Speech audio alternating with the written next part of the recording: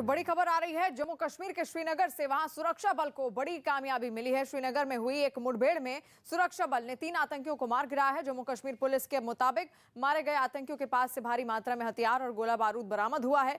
आतंकियों से मुठभेड़ में जम्मू कश्मीर पुलिस के 3 जवान और सीआरपीएफ का 1 जवान घायल हो गया। रिफत इस वक्त हमारे साथ जुड़ चुके हैं फोन लाइन पर। रिफत, और क्या जानकारी मिल पा रही है?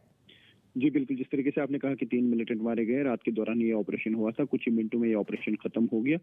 सुरक्षा बलों का कहना है उन्हें स्पेसिफिक इन्फॉर्मेशन मिली थी मिलिटेंट के छुपे होने की, और कुल मिला के 24 घंटे में जो है 9 मिलिटेंट मारे गए हैं, क्योंकि अनंतनाग में 3 मिलिटेंट मारे गए थे और कुलगाम में भी 3 मिलिटेंट मारे गए थे। और पुलिस ने कहा था कि वो 6 जो मिलिटेंट थे उनका ताल्लुक जैश से है और उसमें 2 पाकिस्तानी मिलिटेंट भी शामिल थे। और ये जो एनकाउंटर हुआ ये पांथा चौक आउटस्कर्ट्स में हुआ। 3 मिलिटेंट मारे गए और साथ साथ कुल मिलाकर अगर बात की जाए तो 24 घंटे में 9 आतंकियों का खात्मा हुआ है।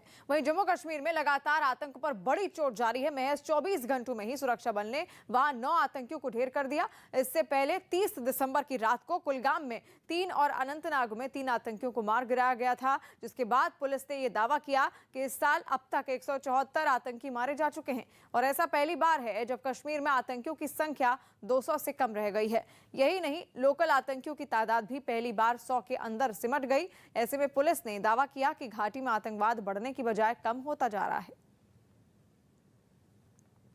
और देश में एक बार फिर कोरोना के मामले तेजी से लगातार बढ़ते जा रहे हैं और इसका सबसे ज्यादा असर दिख रहा है महाराष्ट्र में, जहां कोरोना और ओमिक्रॉन के मामले हर दिन रिकॉर्ड तोड़ रहे हैं। महाराष्ट्र में गुरुवार को कोरोना के 5368 मामले सामने आए, जबकि बुधवार को 3900 नए मामले दर्ज किए गए थे। वहीं बुधवार को 85 मरीजों के मुकाबले गुरुवार को ओमिक्रॉन के एक दिन में पहली बार सबसे ज्यादा 198 मामले सामने आए। नए आंकड़ों के बाद महाराष्ट्र में ओमिक्रॉन संक्रमित मरीजों की संख्या अब 450 हो गई है। महाराष्ट्र में कोरोना के हालात से निपटने के लिए गुरुवार को महाराष्ट्र के मुख्यमंत्री ने टास्क फोर्स की बैठक की और हालात की समीक्षा की। बैठक में मुख्य रूप से इस बात पर चर्चा हुई कि लोगों की बढ़ रही भीड़ को कैसे नियंत्रित किया जाए। कम्युनिटी स्प्रेड अगर हुआ है तो इसे कैसे रोका जाए, लॉकडाउन कितना जरूरी है और कब से लगाया जाए, ओमिक्रॉन की टेस्टिंग के लिए एसजीटीएफ किट को प्रमोट किया जाए, लोगों के ट्रीटमेंट के लिए कौन सी दवाइयां खरीदी जाएं और सभी लोगों को वैक्सीन की दोनों डोज जल्द से जल्द कैसे लगाई जाए। वहीं महाराष्ट्र के स्वास्थ्य मंत्री राजेश टोपे ने कहा कि कई बातों पर फैसला हो चुका है और सीएम जल्द ही बाकी मामलों में फैसला लेंगे। पॉजिटिव संख्या बढ़ने की जो गति है वो बहुत ज़्यादा है और 2 दिन में आंकड़ा डबल हो रहा है, तो निश्चित तौर पर यह चिंता बढ़ाने वाली बात है। और मुझे ऐसा लग रहा है कि इसको मद्देनज़र रखते हुए कुछ निर्णय लेने की ज़रूरत है। तो निर्बंध के बारे में जो चर्चा हुई उसके ऊपर माननीय मुख्यमंत्री जी अंतिम निर्णय लेंगे।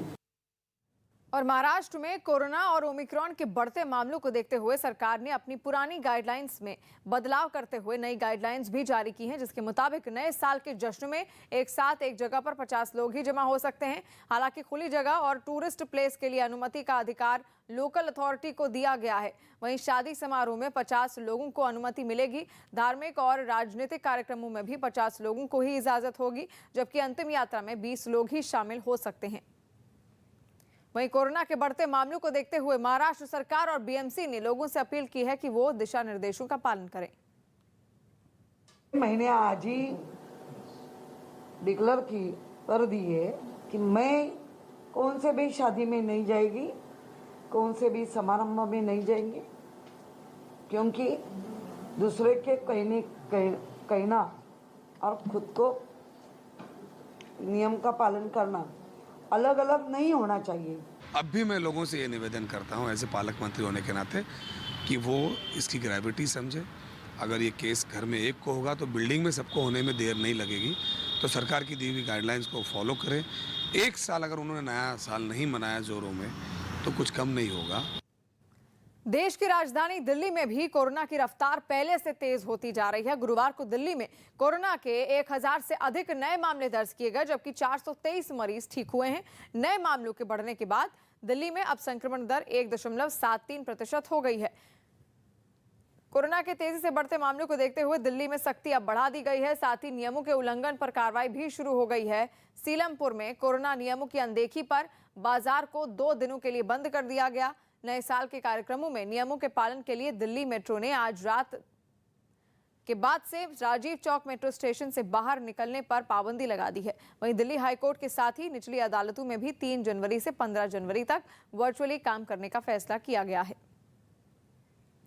और कोरोना के नए आंकड़े इसलिए भी चिंता बढ़ाने वाले हैं क्योंकि करीब 7 महीने बाद 24 घंटे में कोरोना के 1313 नए मामले आए हैं। इससे पहले 26 मई को 1491 नए मामले सामने आए थे। 1.73% संक्रमण दर भी करीब 7 महीने में पहली बार हुई है। इससे पहले 26 मई को संक्रमण दर 1.93% थी। वहीं दिल्ली में 3081 सक्रिय मरीज भी करीब 6.5 महीने में पहली बार हुए हैं। इससे पहले 14 जून को सक्रिय मरीजों की संख्या 3226 थी। दिल्ली और महाराष्ट्र के साथ ही देश के अन्य राज्यों में भी कोरोना के मामले तेजी से बढ़ रहे हैं। सरकार ने मौजूदा हालात को चिंताजनक बताया है और ज्यादा सतर्क रहने की सलाह दी है। मुख्यतः अगर देखें तो अधिकतम केसेस दिल्ली, महाराष्ट्र, गुजरात, राजस्थान, केरला और तेलंगाना इन स्टेट्स में पाए गए हैं। मुंबई सबर्बन हो, गुड़गांव हो, अहमदाबाद हो या नासिक हो, इन सभी जिलों में भी एक राइजिंग ट्रेंड इन केसेस नोट किया जा रहा है। हम इन स्टेट से संपर्क किए हुए हैं और required advice in terms of कि क्या एक्शन लिया जाए फील्ड पर कि इन्फेक्शन के स्प्रेड को रोका जाए, उस पर कार्य किया जा रहा है। We have shown that Delhi has multiplied the number of cases on a daily basis.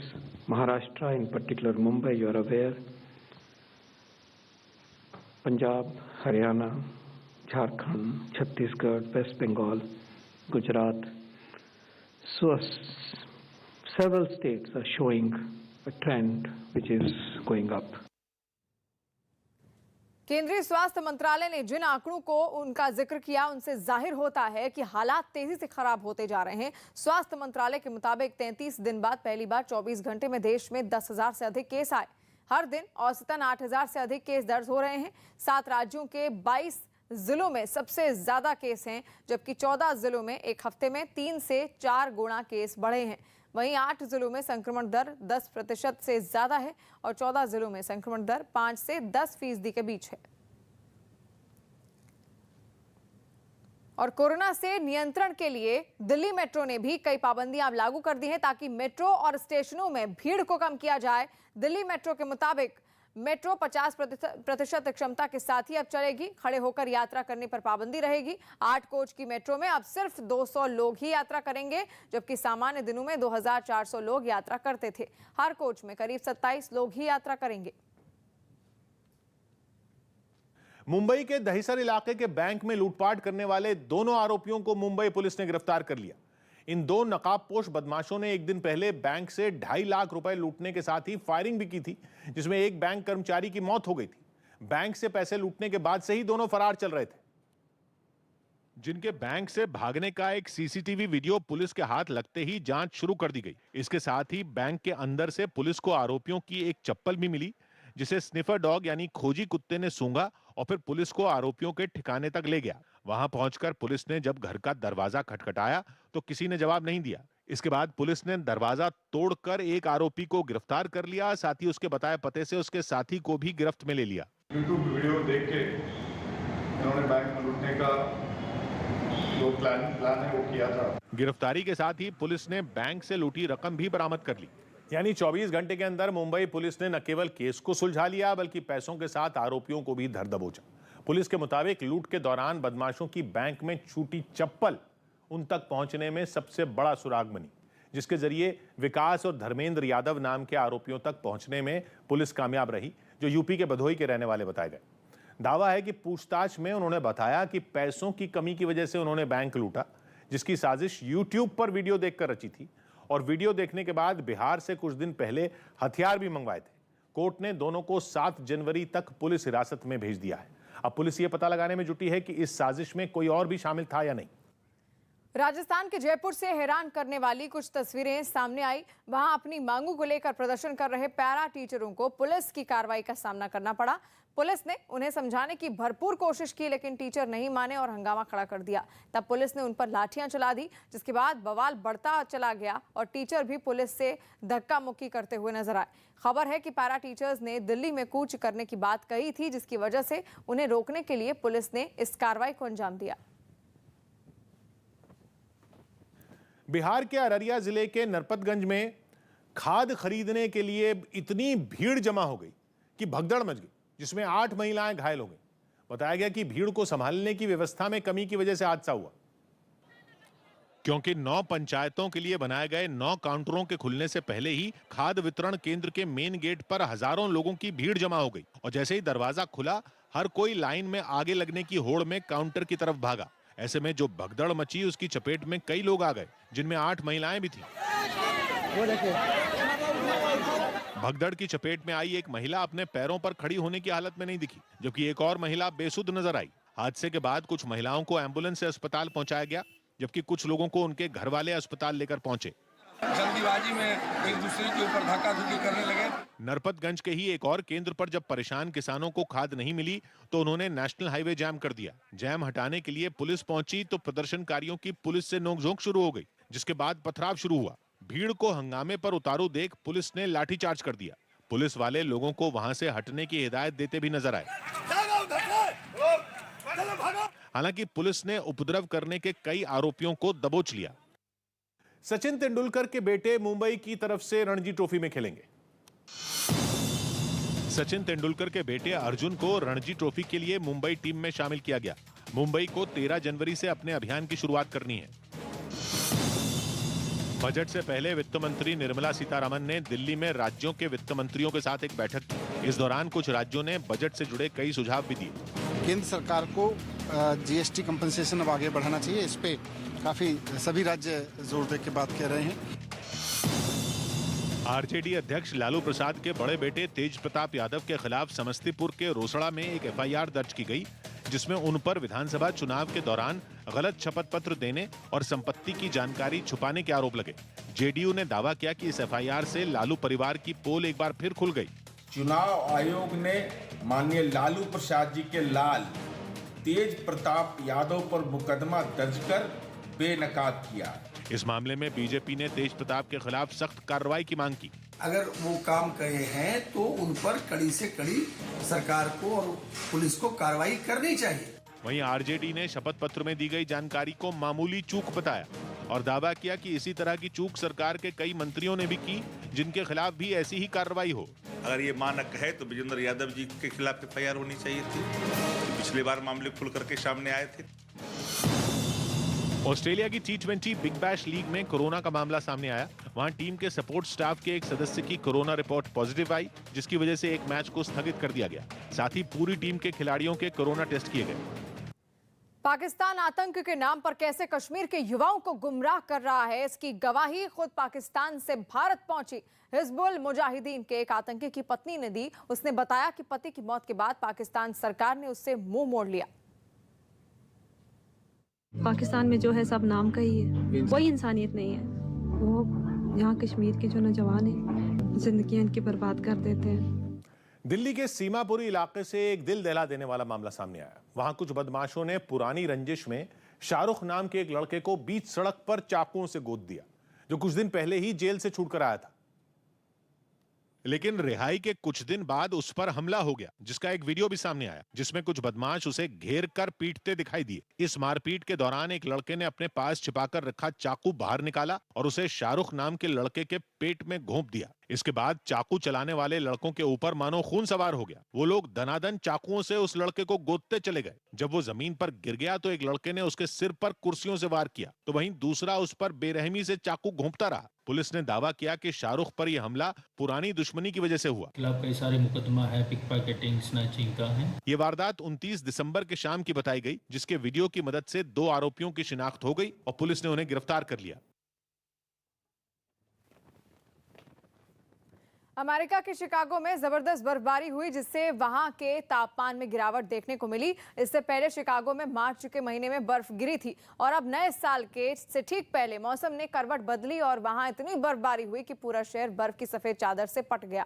सामने आई तस्वीरों में कई इलाके बर्फ में जमे नजर आए। गाड़ियां हो या फिर पौधे सब बर्फ की चादर से ढके हुए नजर आए। भारी बर्फबारी से शिकागो की ज्यादातर गलियां खाली नजर आई। हालांकि वहां हो रही बर्फबारी के बीच कई लोग गाड़ियों से अपने काम पर जाते दिखे। चंडीगढ़ नगर निगम चुनाव में आम आदमी पार्टी की जीत का जश्न मनाने पहुंचे अरविंद केजरीवाल ने विक्ट्री मार्च निकाला। चंडीगढ़ में बड़ा उलटफेर करके आम आदमी पार्टी ने नगर निगम की 35 में 14 सीटें जीती और बीजेपी और कांग्रेस को पीछे छोड़ दिया था। और इन्हीं नतीजों की खुशी मनाने और चंडीगढ़ के लोगों का शुक्रिया अदा करने केजरीवाल वहां पहुंचे। पार्टी के झंडों और नाचते गाते कार्यकर्ताओं के बीच वो खुली गाड़ी में सवार होकर चंडीगढ़ की सड़कों पर निकले।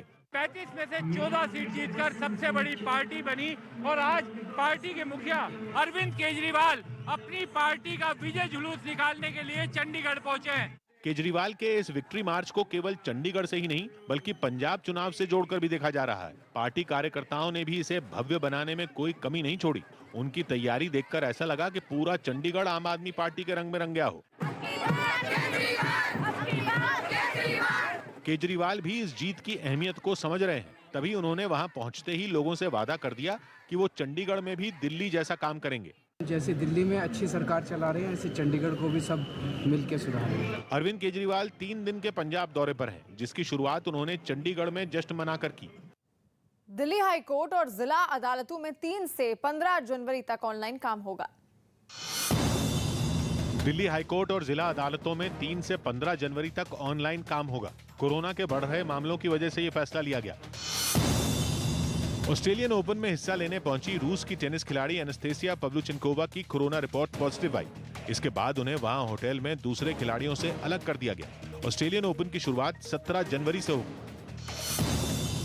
उत्तराखंड विधानसभा चुनाव के बीच नए साल यानी 1 जनवरी को गृह मंत्री अमित शाह देहरादून का दौरा करेंगे। इसके बाद दिल्ली के सीएम अरविंद केजरीवाल 3 जनवरी को वहां के दौरे पर रहेंगे। 1984 बैच के आईएएस अधिकारी दुर्गा शंकर मिश्रा ने लखनऊ में यूपी के नए मुख्य सचिव का पद संभाल लिया। वो इससे पहले केंद्रीय शहरी विकास मंत्रालय में सचिव के पद पर काम कर रहे थे। और अर्जेंटीना के जंगलों में लगी आग को 20 दिन से ज्यादा का वक्त हो गया है और इस बार आग ने ऐसा विकराल रूप लिया कि उसे काबू करने में दमकल कर्मियों के पसीने छूट गए। वहां से सामने आई तस्वीरों को देखकर ऐसा लगा मानो आग सब कुछ तबाह कर देगी। वहां इलाके में दूर से आग की ऊंची ऊंची लपटें नजर आई और हर तरफ काला धुआं फैलता हुआ चला गया, जिसकी वजह से काफी देर तक वहां कुछ भी दिखाई नहीं दिया। आग बुझाने के काम में दमकल की कई गाड़ियां मौके पर मौजूद दिखी, लेकिन सामने आई तस्वीरों में आग तेजी से फैलती चली गई, जिसने दमकल कर्मियों की मुश्किलें और ज्यादा बढ़ा दी। कुछ देर बाद उन्होंने हरे भरे पेड़ों और उनके आसपास पानी की बौछार करनी शुरू कर दी ताकि आग को फैलने से रोका जा सके। बताया गया कि अर्जेंटीना के जंगलों में लगी आग हजारों हेक्टेयर के हिस्से को जलाकर राख कर चुकी है। अगले साल होने वाले विधानसभा चुनाव से पहले प्रधानमंत्री नरेंद्र मोदी ने उत्तराखंड को विकास से जुड़ी 23 योजनाओं की सौगात दी। इन योजनाओं पर करीब 17,500 करोड़ रुपए का खर्च आएगा। जिनका शिलान्यास करने पहुंचे प्रधानमंत्री का हल्द्वानी में जोरदार स्वागत किया गया। उनके स्वागत के लिए सड़कों के किनारे लोगों की भारी भीड़ उमड़ पड़ी, जिनको प्रधानमंत्री ने भी मायूस नहीं किया। उन्होंने अपनी गाड़ी रुकवाई और हाथ हिलाकर लोगों का अभिवादन किया।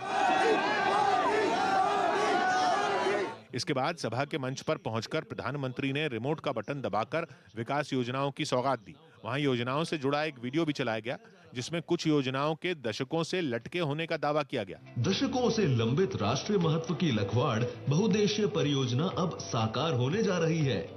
इसी लखवाड़ परियोजना के बहाने प्रधानमंत्री ने पिछली सरकारों को निशाने पर लिया। इन लोगों ने दोनों हाथों से उत्तराखंड को लूटा। इससे पहले सभा के मंच पर उत्तराखंड के मुख्यमंत्री पुष्कर सिंह धामी ने शॉल और पेंटिंग भेंट कर प्रधानमंत्री का स्वागत किया। उन्हें उत्तराखंड की पारंपरिक टोपी भी पहनाई गई।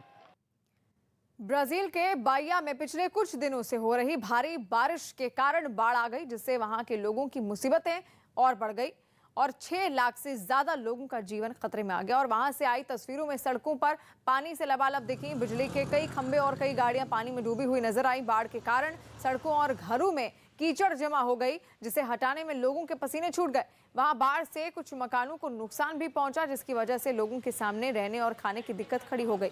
बताया गया कि बारिश के कारण बइया में अब तक 25 से ज्यादा लोगों की मौत हो चुकी है। रूस के सेंट पीटर्सबर्ग में राष्ट्रपति व्लादिमीर पुतिन आइस हॉकी खेलते नजर आए। उनके साथ बेलारूस के राष्ट्रपति भी रिंग में उतरे।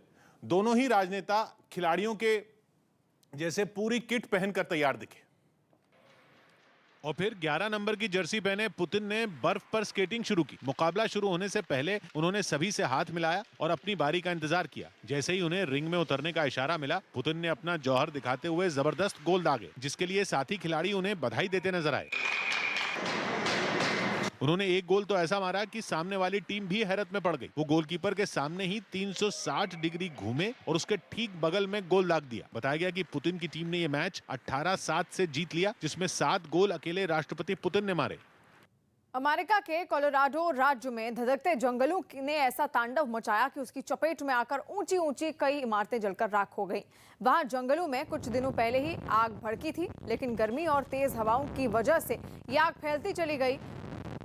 कोलोराडो से सामने आई एक तस्वीर में जंगल के पास की एक इमारत धधकती हुई नजर आई। इतना ही नहीं, जंगलों के पास मौजूद रिहायशी इलाके भी इसकी जद में आ गए और फिर उसने ऐसा तांडव मचाना शुरू किया कि दमकल विभाग के लोगों को उसे बुझाने में पसीने छूट गए।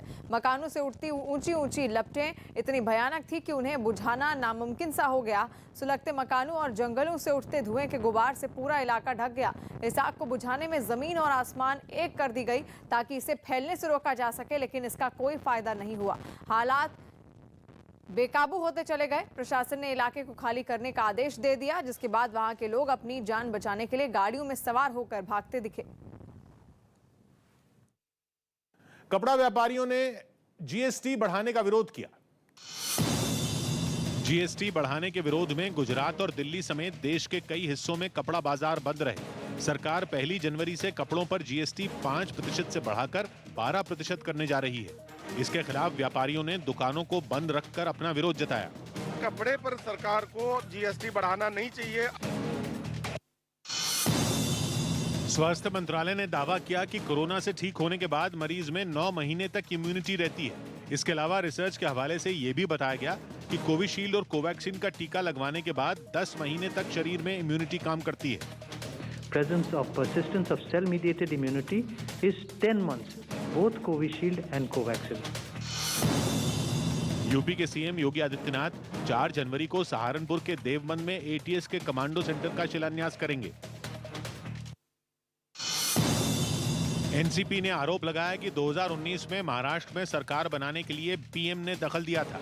शरद पवार के बाद पार्टी नेता नवाब मलिक ने भी ये बात दोहराई कि उस वक्त राज्य में बीजेपी और एनसीपी के बीच गठबंधन के लिए प्रधानमंत्री ने पेशकश की थी। मोदी जी का आग्रह था कि बीजेपी एनसीपी का गठबंधन हो, लेकिन पवार साहब ने उसे मना कर दिया। लेकिन बीजेपी ने इस आरोप को खारिज कर दिया। आधा सच कहना है, ये बातें चाहे शरद पवार जी हो और आगे आज नवाब मलिक ने वही कही है।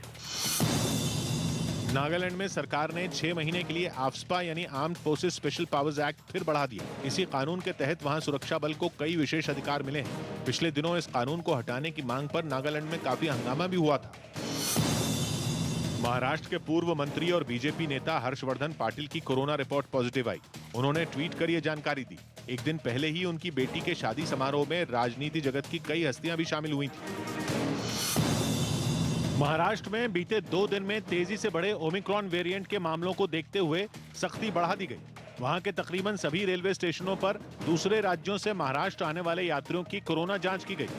इसके लिए बाकायदा एक टीम वहां तैनात दिखी, जिसने हर यात्री का रैपिड एंटीजन टेस्ट स्टेशन पर ही किया। दोगुना बढ़ोतरी दर्ज की गई है, जिसके बाद अब स्टेशनों पर भी बाहर से आने वाले यात्रियों की टेस्टिंग बढ़ा दी गई है। इसके लिए स्टेशन पर यात्रियों की लंबी कतार नजर आई, जिन्होंने फॉर्म भरकर अपना कोरोना टेस्ट करवाया। हालांकि कुछ लोगों को इससे छूट भी मिली। अगर उनके पास डबल वैक्सीनेशन है या 72 आवर पहले का RT-PCR नेगेटिव रिपोर्ट है, इन केस जांच नहीं की जाती। गुजरात के वलसाड से चौंका देने वाली तस्वीरें सामने आई। वहां बीजेपी युवा मोर्चा के एक कार्यक्रम में कोरोना नियमों की अनदेखी की गई। इस कार्यक्रम में शामिल होने के लिए वहां के कुछ कॉलेजों के छात्र भी पहुंचे और नियमों की परवाह किए बिना वो सभी जश्न में डूब गए। ना तो किसी के चेहरे पर मास्क ही नजर आया और ना ही किसी को सोशल डिस्टेंसिंग का ध्यान रहा। वहां से सामने आए दूसरे वीडियो में एक ऑडिटोरियम के अंदर लोगों की भारी भीड़ जमी हुई दिखी। खचाखच भरे हॉल में जिसको जहां जगह मिली उसने हथिया ली। ओमिक्रॉन के बढ़ते खतरे पर चिंता जताते हुए केंद्र ने 8 राज्यों को चिट्ठी लिखी। चिट्ठी में इन 8 राज्यों को निर्देश दिए गए कि वो अपने यहां कोरोना से निपटने के लिए सख्त कदम उठाएं, क्योंकि इन 8 राज्यों के 14 जिलों में कोरोना मरीजों की तादाद बहुत कम वक्त में दुगनी हो रही है।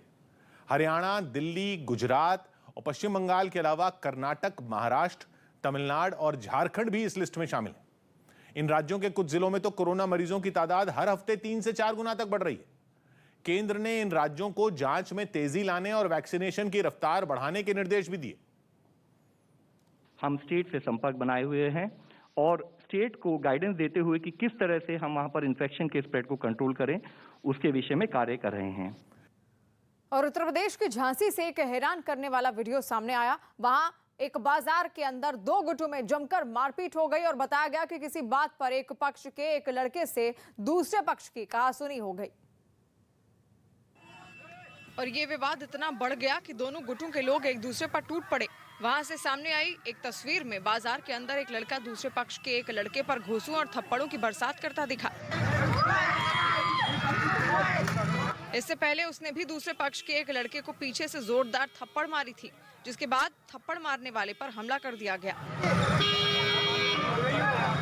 मारपीट हुई तो बाजार के अंदर काफी लोग जमा हो गए और बीच बचाव कर दोनों पक्षों को अलग कर दिया गया। प्रयागराज के कीटगंज इलाके में कल शाम हुई फायरिंग से हड़कंप मच गया। सरेआम एक चाट बनाने वाले की दुकान पर फायरिंग की गई, जिसमें 3 लोग घायल हो गए। इनमें 2 सगे भाई चाट बेचने वाले बेटे हैं, जबकि वहां मौजूद एक ग्राहक को भी गोली लग गई। सभी घायलों को अस्पताल में भर्ती करवाया गया। इस फायरिंग का आरोप उसी इलाके में रहने वाले एक निलंबित सिपाही और उसके साथी पर लगा, जिसके बाद गुस्साई भीड़ ने आरोपी के घर में आग लगा दी। पुलिस ने दमकल कर्मियों की मदद से आरोपी के घर में लगी आग को बुझाया। फिलहाल पुलिस आरोपी की तलाश कर रही है।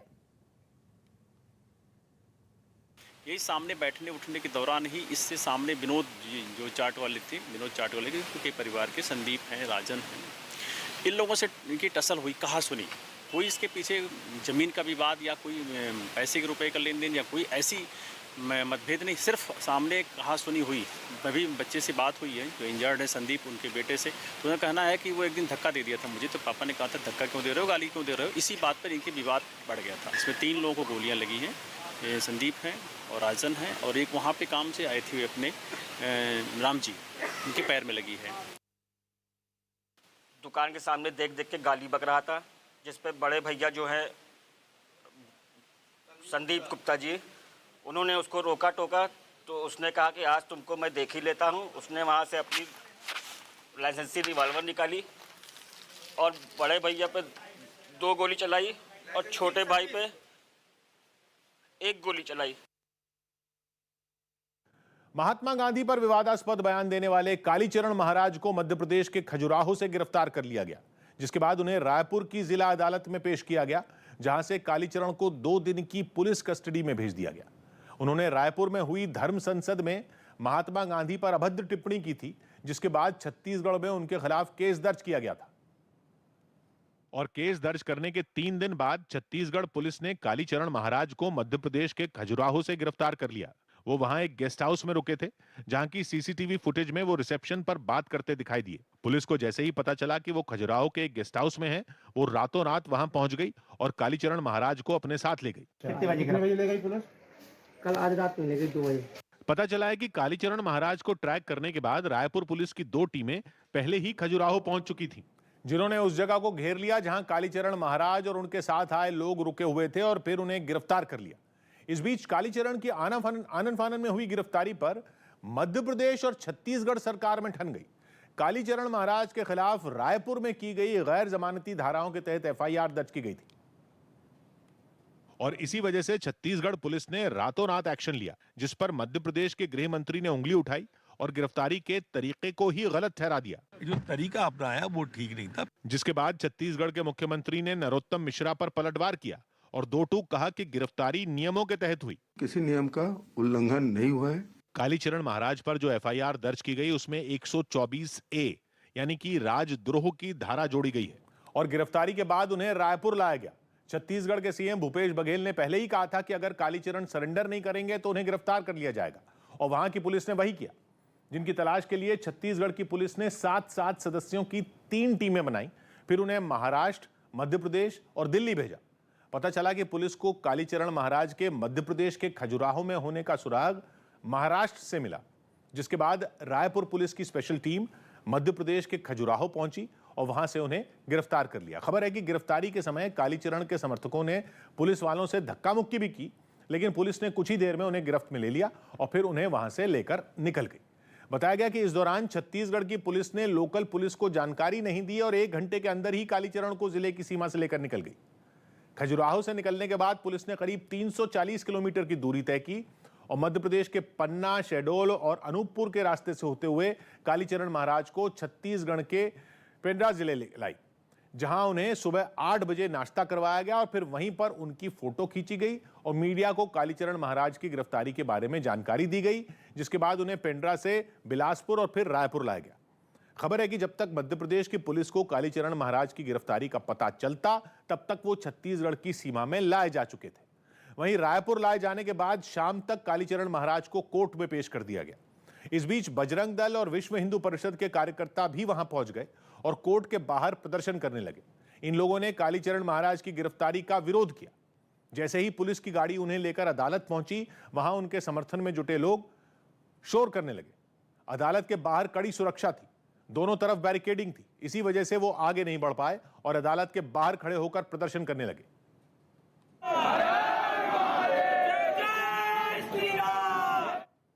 कालीचरण के समर्थन में प्रदर्शन करने वाले ये सभी लोग उनके अदालत पहुंचने से पहले ही वहां पहुंच गए और नारे लगाने लगे। यहाँ पर मौजूद है, लगातार जो है वो नारेबाजी कर रहे हैं। नए साल पर मुंबई में आतंकी हमले के खतरे को लेकर बड़ा अलर्ट जारी कर दिया गया है, जिससे वहां हड़कंप मच गया। मुंबई पुलिस को मिले अलर्ट के मुताबिक खालिस्तानी आतंकी वहां हमले को अंजाम दे सकते हैं। आतंकी हमले का अलर्ट मिलते ही मुंबई के सभी रेलवे स्टेशनों की सुरक्षा बढ़ा दी गई है। साथ ही भीड़भाड़ वाली जगहों पर पुलिस ने निगरानी तेज कर दी है। यही नहीं, आतंकी हमले के खतरे से निपटने के लिए सभी पुलिस वालों की छुट्टियां भी रद्द कर दी गई हैं और उन सभी को ड्यूटी पर तैनात रहने का आदेश दिया गया है, ताकि किसी भी तरह से के हालात से निपटा जा सके।